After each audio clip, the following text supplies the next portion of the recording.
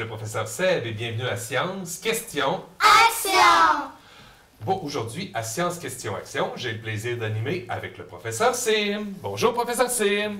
Bonjour, professeur Seb. Comment ça va? Bien, et vous? Ah, ça va très bien, merci. Aujourd'hui, professeur Sim, on parle de quoi, Science Question Action? Aujourd'hui, on va parler du cycle de l'eau. On parle du cycle de l'eau. Et pour parler du cycle de l'eau, on a des mini-profs invités avec nous aujourd'hui. Et qui sont-ils? Sur notre gauche, nous avons Rosalie Lamontagne et Méliane Dugas. Sur notre droite, nous avons Audrey-Anne Chassé et Juliette Bouchard. Alors, bonjour à tous. J'espère que vous allez bien. Alors, à Science Question Action, sur tous les sujets scientifiques, au début, qu'est-ce qu'on fait, professeur Sim? On formule une hypothèse. Et une hypothèse, dans le fond, on veut vous demander votre opinion sur la question qu'on va vous poser. D'accord? Et on essaye de s'approcher le plus possible de la vérité, mais des fois, on peut se tromper. Est-ce que vous êtes prêts à entendre la question? Oui? Parfait. Alors, on y va avec la question. D'où vient l'eau? Alors, je vous laisse 30 secondes pour vous consulter et vous allez pouvoir nous dire votre hypothèse tout de suite après.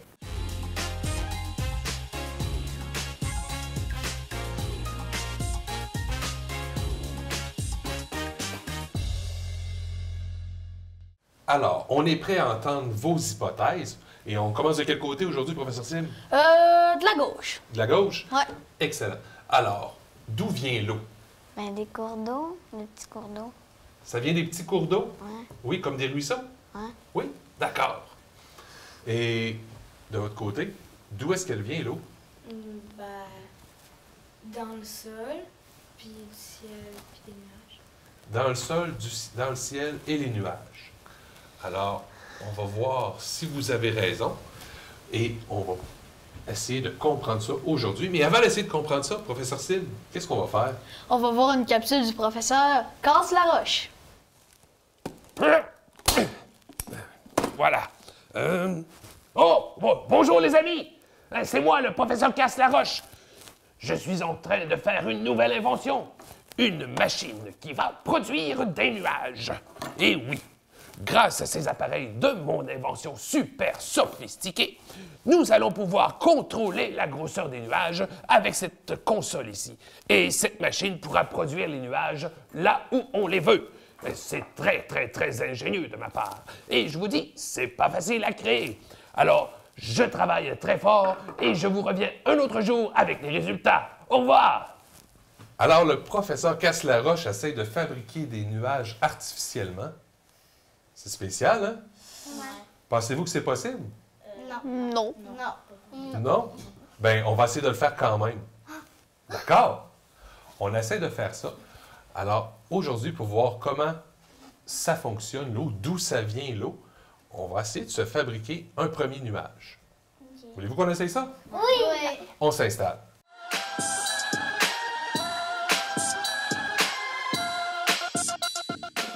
Alors, les amis, la première chose qu'on va faire, c'est qu'on va faire chauffer de l'eau. Parce que qu'est-ce qu'il faut comprendre? C'est que les nuages, dans le fond, comment ils se forment? Savez-vous comment ils se forment, les nuages? Ah, oui. Professeur Sim? Dans le fond, c'est quand l'eau s'évapore, ben ça forme des nuages. Quand l'eau s'évapore, ça forme des nuages. Donc, c'est une très bonne idée. Ce qu'on va faire, c'est qu'on va faire évaporer de l'eau. Alors, dans les deux béchers qui sont ici, j'ai mis 80 ml d'eau que je vais mettre sur la plaque chauffante ici. Vous voyez, vous avez entendu peut-être que ça chauffe. Donc, ce qu'on va faire, c'est faire chauffer de l'eau. J'en ai fait chauffer dans un gros bécher et dans un petit bécher. Pourquoi je fais ça? Dans le fond, puis il y a la même quantité dans les deux. Je veux qu'on puisse voir si le fait que l'eau soit plus étendue ou moins étendue, si ça a de l'influence sur l'évaporation de l'eau. OK? Donc, l'eau va éventuellement s'évaporer. Ça se peut que ça prenne un peu de temps. Je veux dire, c'est pas instantané. La chaleur, il faut qu'elle fasse son effet.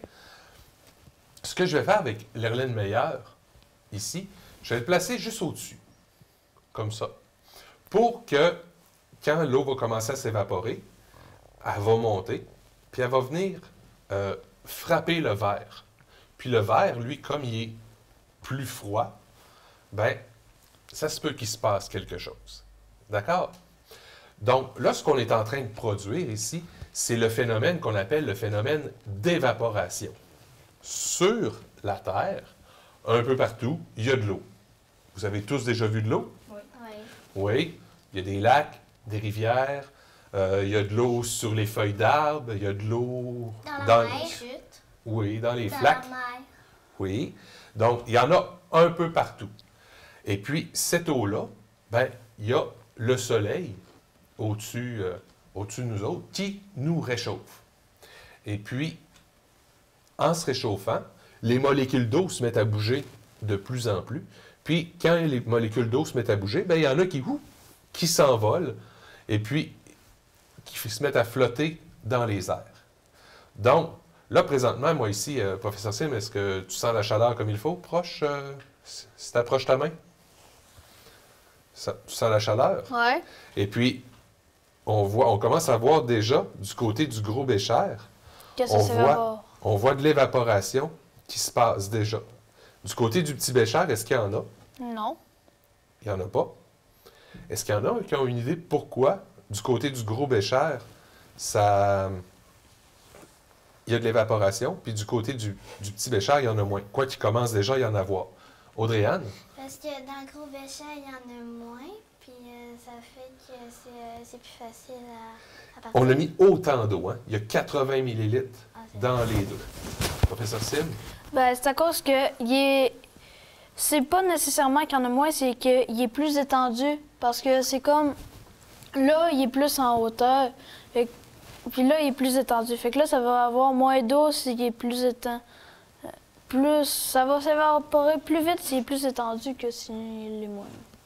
Ça va s'évaporer plus vite quand c'est plus étendu, surtout parce qu'il y a une plus grande surface qui reçoit la chaleur. Ici, là, si on regarde, il y a juste un rond à peu près gros comme ça qui reçoit la chaleur de la plaque chauffante, alors que du côté du gros bécher, il y en a une plus grande plaque. Donc, on a de l'évaporation. Et puis, au fur et à mesure que ça va s'évaporer, ben notre Erlenmeyer, le flacon que je tiens dans les mains ici, va recevoir l'eau. Puis à un moment donné, ben, on va commencer à voir cascole par-dessus. OK? On va accélérer les choses. Ça ne sera pas très long. On va pouvoir voir le résultat.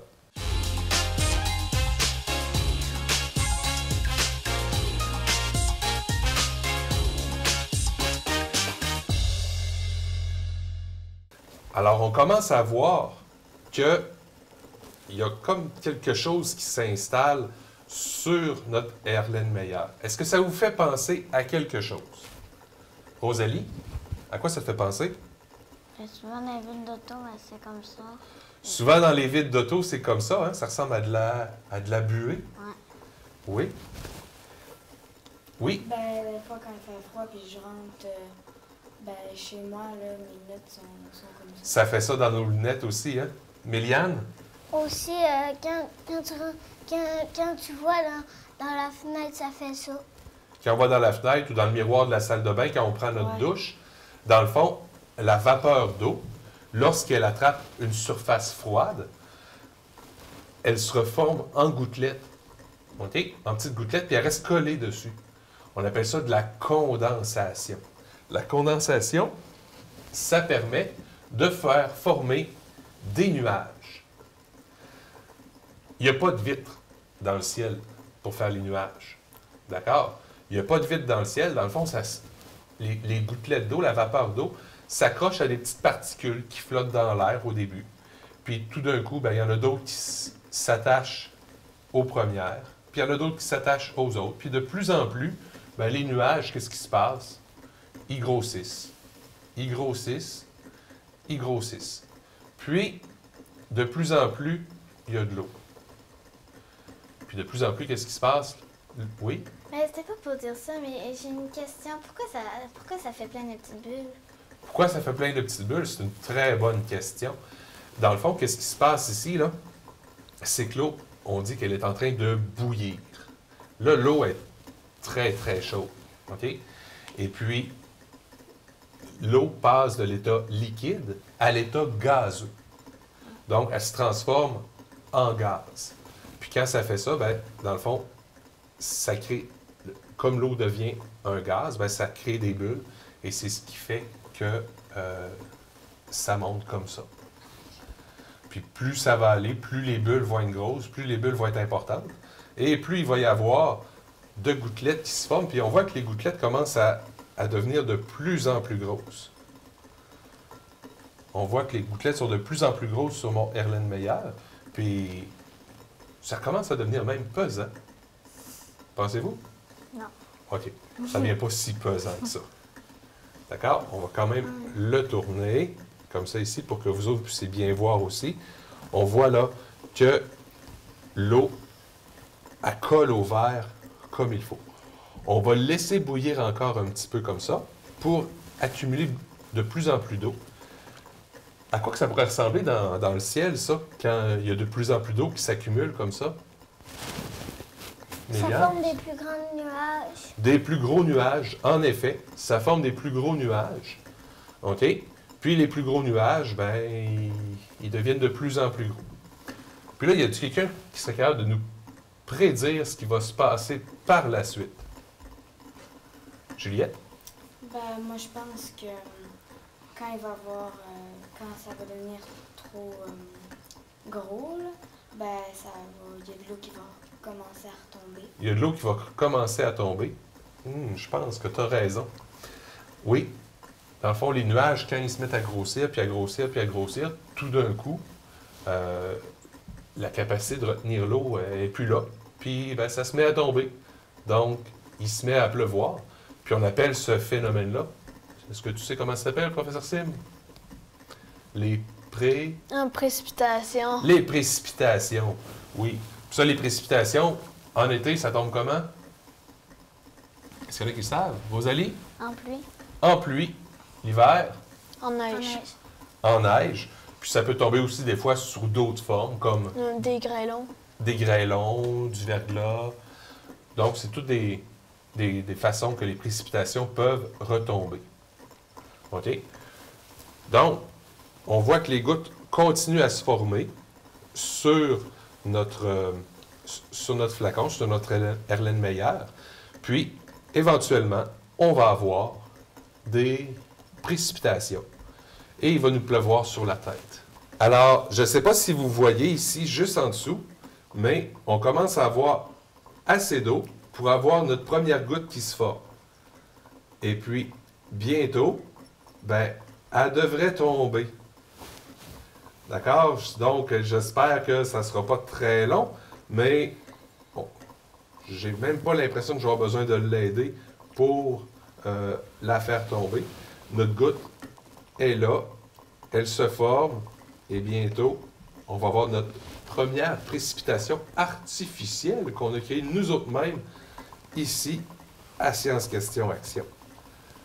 Donc, on y va pour notre première goutte de pluie. Puis tantôt, les amis, hein, on avait regardé pour les surfaces. Est-ce que c'est vraiment le gros bécher qui nous fait plus d'évaporation? Ouais. Ouais. Donc, sur la Terre, où est-ce que vous pensez qu'il y a le plus d'évaporation? Est-ce que c'est dans les ruisseaux, dans les rivières, les lacs, les océans? Les océans. Les océans. Les océans. Oui, hein? C'est dans les océans, parce que c'est des grands étendues d'eau. OK? Et c'est là qu'on a la majeure partie de l'eau qui est évaporée et qui s'en va dans le ciel. Et puis l'eau, éventuellement, elle va tomber en précipitation. Puis elle va tomber où? Sur la Par terre. terre. Dans Par l'océan, terre, sur nos partout. têtes, partout. Hein, il peut pleuvoir partout, ou il peut neiger partout. Oh! On a eu notre première goutte. Ça y est, on a fait de la pluie. Hey! Bravo! On a réussi à faire de la pluie. J'espère que... Oh, que vous êtes fiers? Ouais. Ouais. Ah, wow! On est incroyable! Hein? Il va falloir envoyer la recette au professeur Cassaroche. Il va falloir y envoyer la recette, hein? Il va pouvoir faire ses nuages. Il va être content. Il va être content.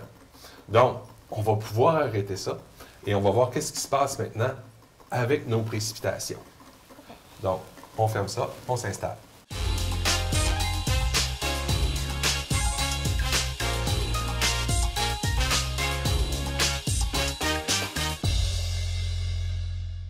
Alors maintenant, les amis, ce qu'on va faire, c'est qu'on va simuler la pluie. On va envoyer de l'eau sur différents types de sols. Qu'est-ce qu'on a ici?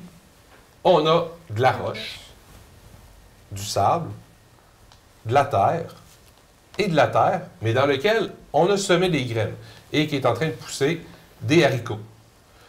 Donc, on va voir si ça fait une différence selon ce sur quoi l'eau tombe.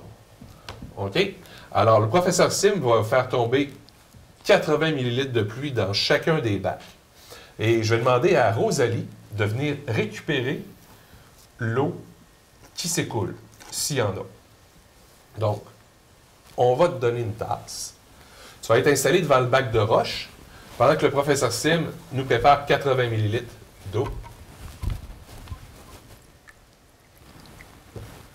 Excellent. Fait qu'on va faire tomber à peu près la même quantité d'eau dans chacun des bacs. On va attendre mon signal, professeur Sim. Tu te prépares? Rosalie, tu es prête à recevoir? Oui. Oui. Oups, je n'ai versé un peu. Alors, le trou est prêt. On y va. On fait tomber les 80 ml de pluie qui s'écoule. Qui s'écoule. Est-ce qu'on a de l'eau qui s'en vient? Non. On aurait peut-être besoin d'un peu plus que 80 ml de pluie. On va faire un 160 ml de pluie.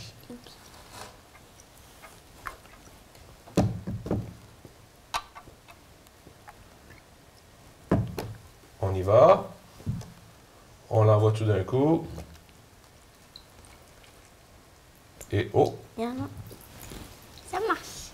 il y a de l'eau qui s'en vient? Oui. Super. Ça s'écoule quand même bien, hein? Oui. Ah, il y en a. Donc, est-ce que ça coule encore? Non. Parfait. On a réussi le premier. On prépare 80 ml de pluie.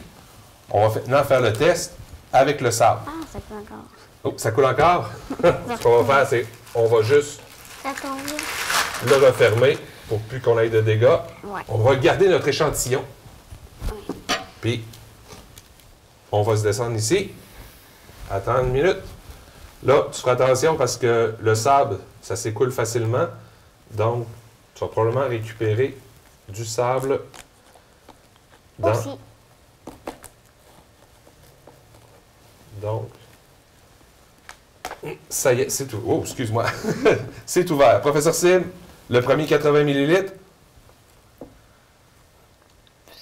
On prépare le deuxième 80 ml.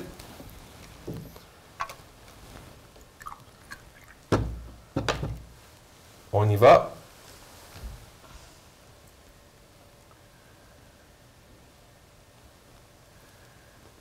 Est-ce qu'on a quelque chose qui s'écoule? Non. On n'a rien qui s'écoule. Merveilleux. Qu'est-ce qui absorbe le mieux, là? Les roches ou le sable? Le sable. Le sable absorbe mieux, hein?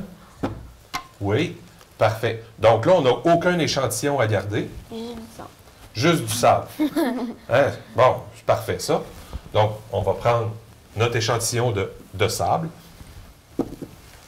On va y aller maintenant avec la terre. On prépare les millilitres. Moi, je vais préparer l'ouverture. Ici. On est prêt à récupérer. Premier 80 ml. Professeur Sim, on y va. Le deuxième.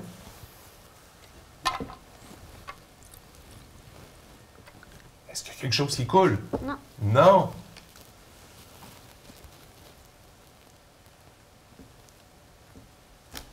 Il n'y a encore rien qui coule? Rien. Là, oui? Non. Non plus? C'est super, ça. Ça absorbe bien la terre aussi? Ouais. Oui. Et on va y aller maintenant avec le bac semé.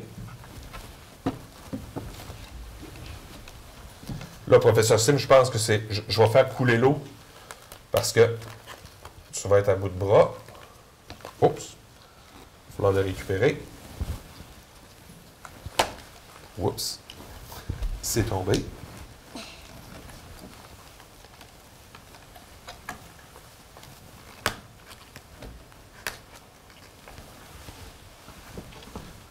On est prêt?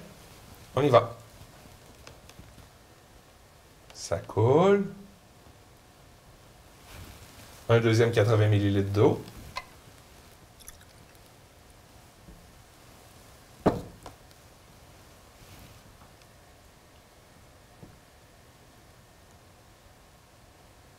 Et un autre. Quelques gouttes. Ah, là, il y a des gouttes, hein?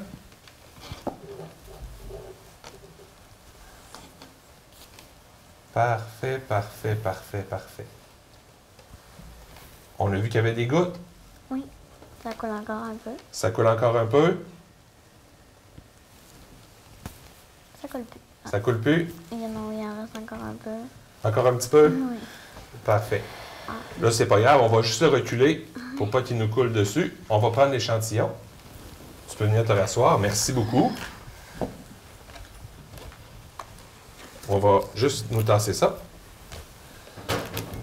Là, j'aimerais qu'on observe quelque chose. Dans les roches, on a vu que l'eau s'écoulait très rapidement. Dans le sable, l'eau ne s'est pas rendue. Mais qu'est-ce qui s'est passé dans notre sable juste ici?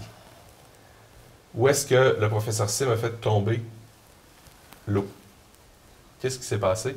Oui? Ben, l'eau elle a poussé le sable. L'eau a poussé le sable. Oui. Ben, l'eau est comme restée dans le sable, ça a fait que le sable est devenu plus foncé. Le sable est devenu plus foncé, oui, comme à la plage. Oui. Le sable est devenu plus foncé. Quand le sable est mouillé, il est plus foncé parce qu'il est mouillé. OK? Mais ça a fait un trou. Dans la terre qui n'avait rien de semé, qu'est-ce qui s'est passé? Est-ce que ça a déplacé la terre? Ben non. Un petit peu. Un petit peu. On voit ici là, qu'on voit le fond du bac d'aluminium. OK? L'eau, quand elle a coulé là, tout de suite, elle a poussé la terre parce qu'il n'y avait pas grand-chose qui la retenait. Ici, est-ce que l'eau a tassé? Ou est-ce qu'on a fait couler l'eau? Oui. Un petit peu. Est-ce que c'est autant qu'ici ou moins qu'ici? Moins. Beaucoup Il y moins. a de l'eau hein? qui coule là. Oh, il y a de l'eau qui coule. C'est pas grave. On ramassera plus tard. Donc, l'eau a moins déplacé la terre. Savez-vous pourquoi? Parce qu'il y a quelque chose de semé dedans. Ouais, il y a quelque chose qui l'empêchait. Puis, le fait qu'il y a des choses de semer là-dedans, qu'est-ce qu'ils ont les plantes en... Des racines. Des racines. Donc, les racines, ils retiennent plus le sol. Donc, avec les précipitations, OK, quand, à cause des racines des végétaux, le sol reste plus en place. Donc, l'eau, à ce moment-là, a plus le temps de rester là, de s'infiltrer tranquillement, de nourrir les plantes, au lieu de s'écouler directement jusque dans les cours d'eau. Puis ça, bien, ça permet à l'eau de se faire filtrer. Donc, pardon. Donc, l'eau est un peu nettoyée par tout ce qui... ce sur quoi l'eau pénètre. Puis, est-ce que vous pensez que l'eau, elle circule comment après ça, l'eau? Le savez-vous?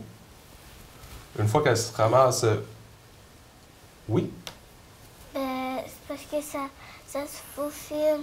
Ça se faufile? Oui. Ça se faufile, mais je me souviens plus comment ça s'appelle. Je ne me souviens plus comment ça s'appelle. Je vais vous poser une autre question, puis là, peut-être que ça va vous guider. Pourquoi vous pensez que j'ai installé les bacs avec le derrière surélevé? Ben, pour que ça coule vers le trou. Pour que ça coule vers le trou. L'inclinaison, non? Dans le fond, le phénomène d'inclinaison, le phénomène, dans le fond, la gravité, OK, qui fait que tout ce qui est en haut veut redescendre. OK, si je lâche ma tasse, qu'est-ce qu'elle fait? Elle tombe puis elle casse. Elle tombe puis elle casse. Fait qu'on le fera pas. OK?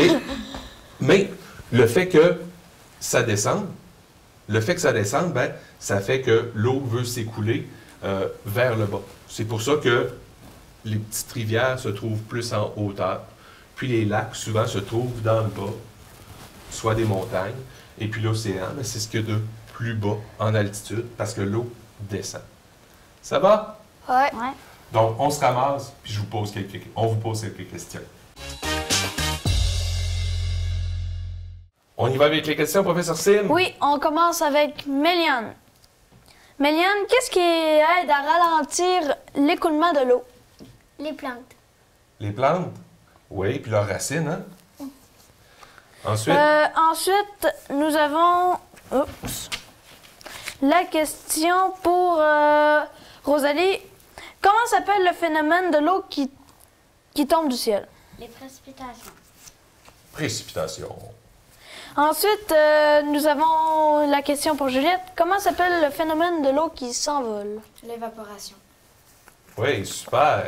Et finalement, pour Adrienne, nous avons comment s'appelle le phénomène de la formation des nuages? La condensation. Hey, super. Dans le fond, les amis, l'eau, tout ce qu'elle fait, c'est elle se promène, elle change de place, elle change de forme, puis elle revient, puis ça recommence. C'est ça le cycle de l'eau, les amis. Alors, c'est tout pour cette semaine. Puis on se revoit la semaine prochaine pour une autre émission de Science, Question, Action! Professeur Sim, de quoi on parle la semaine prochaine? Des constellations. On parle des constellations, les étoiles, ça, hein? Ouais. Ah, ben, on va voir ça.